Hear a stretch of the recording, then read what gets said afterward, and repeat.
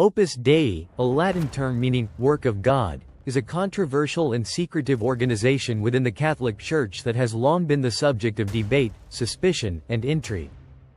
Founded in 1928 by Spanish priest Josemaría Escrivá, Opus Dei has been described as a cult by some critics and a religious movement by others. Its secretive nature, perceived influence in political and economic spheres, and the rigorous lifestyle it demands from its members have led to its portrayal as a secret society in popular media, including books like the Da Vinci Code.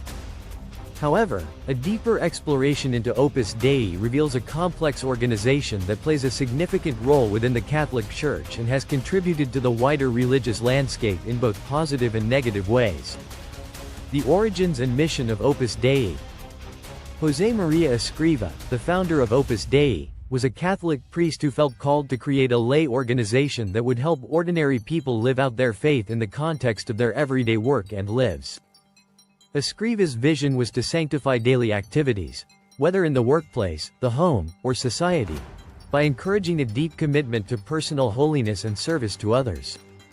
The organization's central belief is that all people, regardless of their social or professional status, can achieve spiritual greatness through their work and personal devotion. Opus Dei's stated mission is to help members pursue holiness in their ordinary lives. This emphasis on personal sanctity through ordinary life is what distinguishes Opus Dei from other Catholic movements, which may focus more on traditional religious practices or monastic living. Members of Opus Dei are encouraged to integrate prayer, penance, and spiritual reflection into their daily routines, while also striving for professional excellence and charity toward others. Structure and membership. Opus Dei is known for its hierarchical structure, which closely resembles that of religious orders, despite being a secular organization in nature. The organization consists of two main groups, numeraries and supernumeraries. Numeraries are celibate members who live in Opus Dei-run centers and dedicate themselves fully to the work of the organization. Supernumeraries, on the other hand, are laypeople who live with their families and hold regular jobs, but still commit themselves to the spiritual ideals of Opus Dei. The organization also includes an elite group of priests, many of whom are former numeraries who have been ordained, and they serve in leadership positions within Opus Dei. Members are expected to undergo a rigorous spiritual training program, which includes daily mass, frequent confession, regular spiritual direction, and specific penances, such as fasting or using a cilice, a spiked belt worn around the thigh, as a form of self-mortification. The organization's emphasis on personal sacrifice and discipline has led some to compare it to ascetic religious orders, such as the Jesuits or Opus Dei's own Spanish roots in the Counter-Reformation. Secrecy and controversies. Despite its official mission of holiness and integration into society, Opus Dei has attracted significant controversy over the years. Much of this controversy stems from the organization's perceived secretive nature, its strict disciplinary measures, and its influence in both religious and secular spheres. Secrecy and control. One of the central criticisms of Opus Dei is its secretive character. Members are encouraged to maintain a low profile regarding their involvement in the organization, and Opus Dei has long been accused of being excessively controlling over its members' lives. Critics argue that the organization exerts undue influence over the personal decisions of its members, particularly in terms of their family, professional, and spiritual lives. For instance, Opus Dei has been accused of manipulating its members into giving up their careers, social ties, and even personal wealth in order to serve the organization. There are also accusations that Opus Dei exerts undue influence over its members through spiritual coercion, encouraging them to make difficult sacrifices for the sake of the organization. Critics have noted that members often seem to prioritize loyalty to Opus Dei above all else, even at the cost of personal or family well-being. The organization's emphasis on discretion and its preference for maintaining a low public profile has led some to compare Opus Dei to a secret society or cult.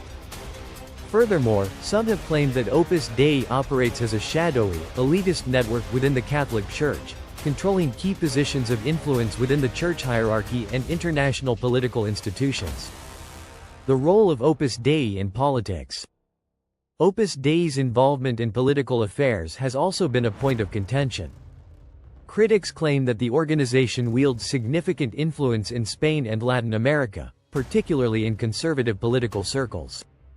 Opus Dei's emphasis on the sanctification of work and its commitment to traditional Catholic values have made it a natural ally of right-wing political movements, including those in the Spanish Franco regime, which was aligned with the Catholic Church. Some scholars argue that Opus Dei's ability to secure high-level appointments within the Spanish government during Franco's dictatorship helped the organization expand its power and influence. In the present day, Opus Dei has been linked to various conservative movements around the world, particularly in Latin America. However, members of Opus Dei argue that the organization's influence in politics is often exaggerated and that their focus is on personal spirituality rather than worldly power. The allegations of abuse and manipulation.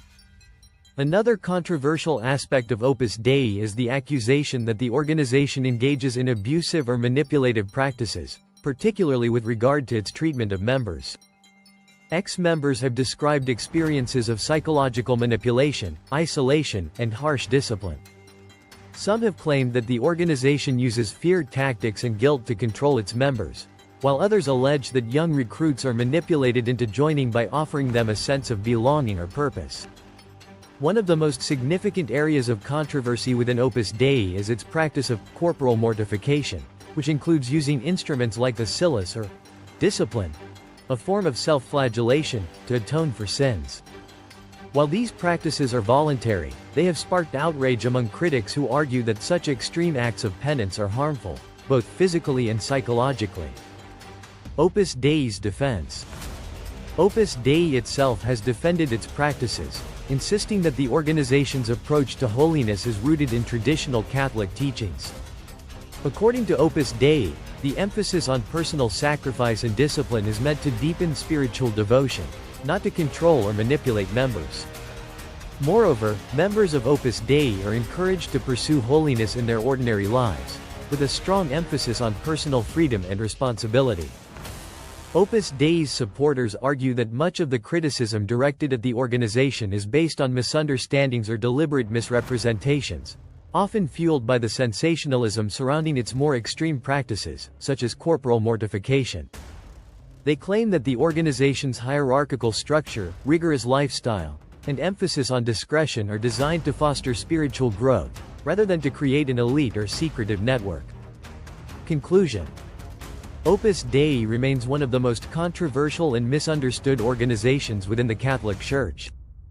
While the group's insistence on personal holiness, spiritual discipline, and professional integrity may appeal to many, its secretive nature, hierarchical structure, and alleged involvement in political and economic affairs have made it the target of suspicion and criticism.